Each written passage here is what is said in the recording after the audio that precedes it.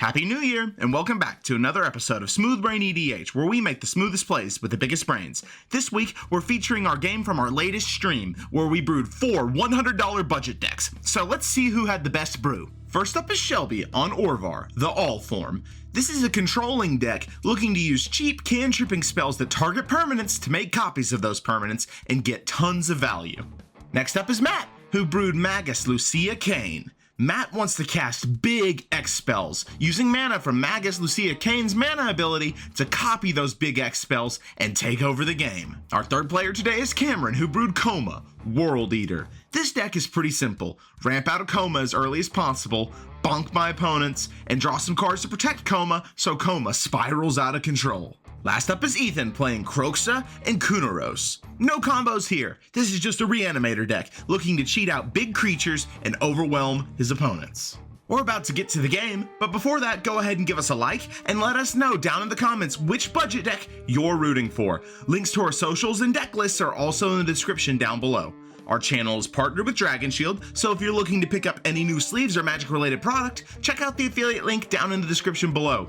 Thanks to Dragon Shield for the code SMOOTH5, so use that for 5% off your entire order at checkout. Now, on to the video.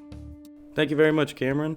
First things first, I seem to have lost my voice a bit. I apologize. Been playing a lot of 40k in an LGS recently, so I had to yell. And honestly, I hadn't yelled that much since... yeah, probably since Ethan took 8 turns that one time. Anyways, let's hop into it. Ethan wins the die roll, and he'll start off with Temple of Triumph, and keep the scry on top, then pass to Shelby, who just plays a basic island, and passes to Matt. Matt thankfully finds his second land. He'll play Temple of Mystery, and keep his scry on top as well, and then he'll pass to Cameron. Cameron keeps the tap land theme with a Mosswort Bridge, and he'll hide away a card, then pass to Ethan. Ethan plays a command tower, and will just pass to Shelby, who will play his second island, and then cast Felwar Stone, and pass to Matt. Matt will play his Evolving Wilds, then he'll cast his Sol Ring into his Arcane Signet, and then he'll fetch for a forest and pass to Cameron while searching. Cameron will play his Yavimaya Coast and decides to main phase his Growth Spiral, so he'll draw a card, then put in a forest, and he also takes a damage to his coast. The turn isn't passed, but Ethan stops on end step to Dark Ritual into Big Score. Decaying Time Loop is discarded, then he'll draw 2 and make 2 treasures. Then we'll move to his turn, where he plays a Mountain as land for turn, then he'll cast Bitter Reunion. On ETB, he'll discard Combustible Gearhulk and draw 2. He'll then Swamp Cycle, Troll of Khazad Dûn, and then pass to Shelby, and he says he's just going to find a basic swamp. Shelby will, believe it or not, play an island, and then cast his commander, Orvar. The turn is then passed to Matt, and he's able to also cast his commander, Magus Lucea Kane, and then he'll pass to Cameron. Cameron is pretty far away from his commander, but he intends to close that gap as quick as possible. He does this by playing a Hinterland Harbor as land for turn, and then he'll cast that Sky Shroud claim. He goes and gets a Rimewood Falls and a Tangled Islet, and he'll pass while searching. Now on Ethan's turn, he'll play his basic swamp, and then he'll cast a Vile Entomber. This finds Karmic Guide to the graveyard, and he ensures that he has no Karmic Guide loops, so don't worry, table. He'll then sacrifice his 2 treasures to get it back with a Persist, so it hits the field with a -1 counter. And when it does, it'll reanimate Combustible Gearhulk. When it hits the field, its ETB ability will target Cameron. And Cameron says mill 3. Unfortunately for Ethan, and fortunately for Cameron, it's just 3 lands. Then the turn is passed to Shelby. He'll start off by tapping for 3 and casting Aether Channeler. He'll draw a card when it ETBs, then he'll play an island as land for turn.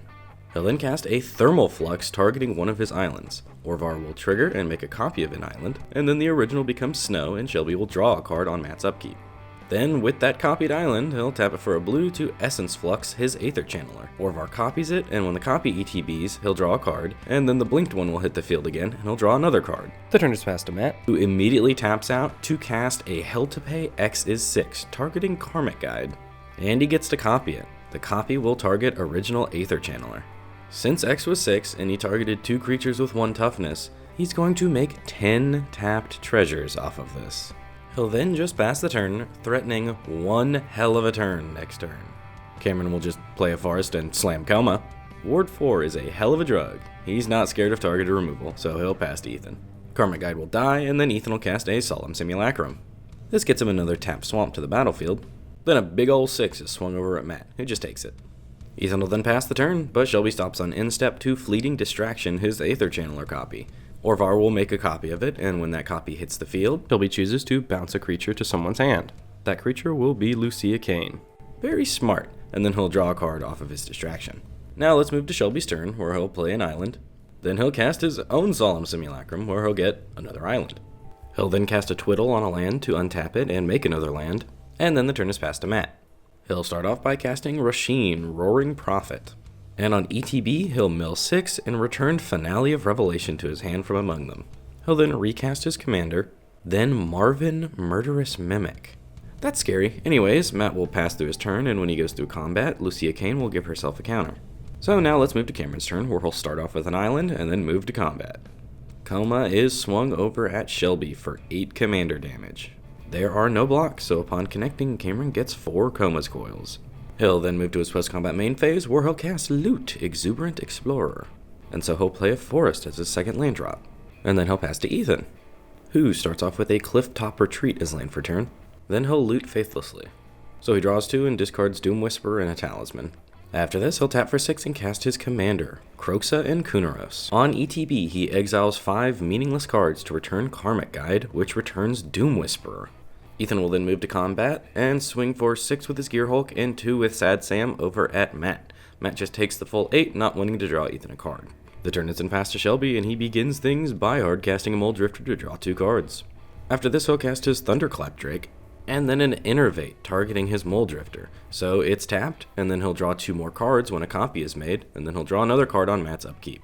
Speaking of, he'll pass the turn. And Matt will finally find his 3rd land. It's a tapped Cinderglade. He'll then cast a Kiora Behemoth Beckoner. Then he'll activate Rasheen and Metal Worker for X spells. He reveals his Finale and Hormigaunt Horde, so that's 4 mana. Then with the help of the Murderous Mimic and Kiora, he'll get 6 Lucea Kane mana. Then he'll crack 2 treasures for 2 blue, and cast Finale of Revelation. X is 10, copied 3 times.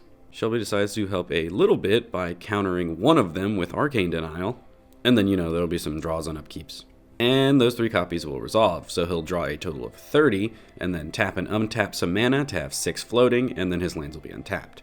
And then to protect himself a little more, he will use all of his remaining mana to cast a Hydroid Krasis. X is 6. So he'll draw 6 and gain 6, and then have a 12/12. It's a good thing too, because the entire rest of the table wants him gone. Matt will then move to his end step and attempt to pass the turn, but the rest of the table holds priority, and there's a bit of a discussion at the table. Matt is a problem. He has a massive hand. Do you see that thing? He's likely to win on his next turn because that Rasheen is going to make a metric butt ton of mana, and he's also going to be able to copy things. Cameron and Ethan both have a ton of power and could potentially kill Matt, and Shelby says, hey, I can get rid of that Hydroid Krasis on one condition. Cameron, the turn after we kill Matt, don't swing Koma at me. And Cameron says, yeah. So now on Cameron's turn, Shelby will cast a Twisted Image targeting his Aether Channeler. Its power and toughness are swapped, and he makes a copy of it. When the copy ETBs, the Hydroid Krasis is bounced. Cameron will then move to combat and 20 Matt. 4 more coils are made, and since a joint effort is being made to eradicate Matt, I'm not going to mark commander damage. Anyways, post-combat, Cameron will cast Rush of Knowledge, a casual 5 mana draw 7. He'll then drop a Snow Forest. Cameron then passes the turn and discards a Gwenna, but Ethan says, whoa man, I had a response before that. And Cameron says, oh my bad, go ahead, I'm still discarding that. And then Ethan pays 18 life into Doom Whisperer. Not all at once, obviously, 2 life at a time, but let's just skip ahead and see what hits the yard. Alright. 6 lands, Victimize, Sir Conrad, Angel of Ruin, A Signet, Unmarked Grave, Thrilling Discovery, Perpetual Timepiece, Cathartic Reunion, Wheel of Misfortune, Noxious Gearhulk, and Archpriest of Shadows are all surveilled to the graveyard. And now we will move to Ethan's turn.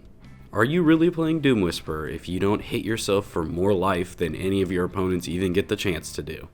Ethan then draws a card and realizes, oh boy, I have a way to wipe the board and still kill Matt. And he elects to go for it. He'll drop a Starfall Invocation, and he elects to gift a card targeting Matt. Yeah, I see what's going on here. He's going to get Kroxa and Kunoros back from gifting the card, and when it ETBs, then get another 6 power creature to the board, sacrifice his enchantment to give them haste, and kill Matt. Speaking of haste, the table is a bit hasty. They start picking up cards before priority hits Cameron. He's got Negate. So that doesn't happen. But the kill Matt plan is still on. Ethan's got more than enough to kill Matt, so he's going to spread the love. Flyers go at Cameron, so Doom Whisperer. K&K and Gearhulk go at Matt to kill him. Then Sad Sam and Violent Tumor go over at Shelby. Attack trigger will bring back Karmic Guide after exiling 5 cards. which brings back Archpriest of Shadows, which will back up Kroxa and Kunoros. The only block will come from Shelby. He'll block Violent Tumor with one of his copied Aether Channelers, and they trade. So now the damage has gone through, Ethan gains 7, and then has a backup trigger. This will reanimate Sir Conrad the Grim. With this now out, Ethan attempts to go for a super gamer move by dropping board wipe number 2 this turn, Blasphemous Act. Wow, that would put a lot of Sir Conrad triggers on the stack. Cameron doesn't have a way to stop it yet, so he'll activate his Mosswort Bridge to cast Return of the Wild Speaker and draw 8 cards. And I'm not even joking when I say the 8th card he draws is a Void Slime, which he will cast to counter the act. This man has foiled Ethan's plans twice this turn. Anyways, the turn is passed to Shelby, and don't worry, Cameron remembers his Yavimaya Coast damage here in a bit. Because, he had to tap for 2 blue and a green. Alright, now on to Shelby's turn. He will cast a Vesuvan Duplimancy. Okay, 2 Orvars. Let's see where this goes. To start off, he will put a Snap on the stack, targeting Aether Channeler, targeting triggers, and then he'll hold priority and cast C double. Ethan has more than enough cards in his graveyard, so he'll choose both modes.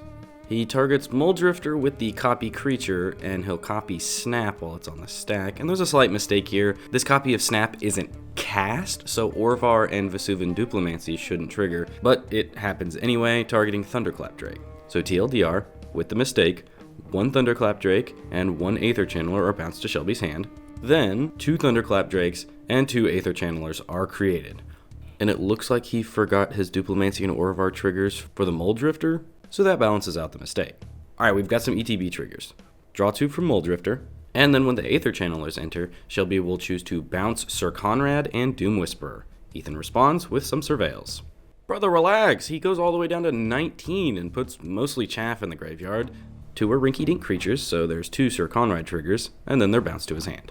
After this, Shelby will cast a Thought Vessel, then he'll tap his Felwar Stone to cast a Twitch, untapping his Felwar Stone, and he'll make 2 copies of it. Then he'll pass the turn to Cameron, and bro has quite the board. Let's see what he does with it. He'll immediately drop a Junk Winder. Shelby said that's bait. I know that's bait, but man, that can't resolve. Counterspell.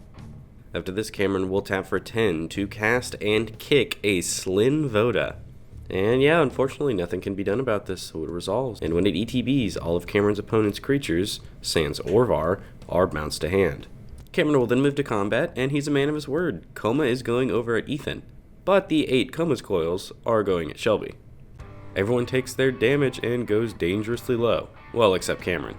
The turn is then passed to Ethan, and he'll start off with a Buried Alive. This tutors Flare of the Hatebound, Ashen Rider, and Angel of Suffering to his graveyard. Then Ethan will cast a Reanimate, targeting Angel of Suffering. Now Shelby sees how Ethan could potentially kill him this turn by sacrificing his enchantment, so he makes Ethan promise he won't, or he'll counter the Reanimate. Ethan promises. Instead, when it resolves, Ethan will sacrifice Bitter Reunion and attack Cameron for 5.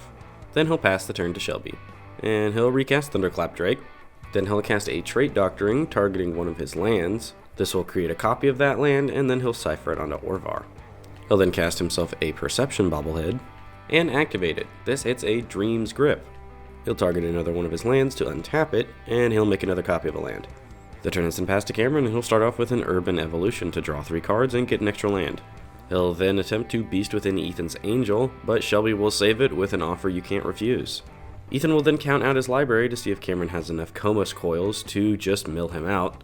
Oh, he definitely does. Yeah, Ethan's got 46 left in library, so Cameron will swing 26 at Ethan, which will mill him for twice that much. Then everything else goes over at Shelby, which is enough to murder him. The turn is then passed to Ethan, and he doesn't have anything to draw, so he loses the game. That makes Cameron and Koma the winner. Congratulations! Welcome to the end of the video, everyone. Thank you so much. Unfortunately, this voice thing is turning into a sickness, so I'm gonna cut it short here. I hope you all have a great and smooth weekend, day, new year.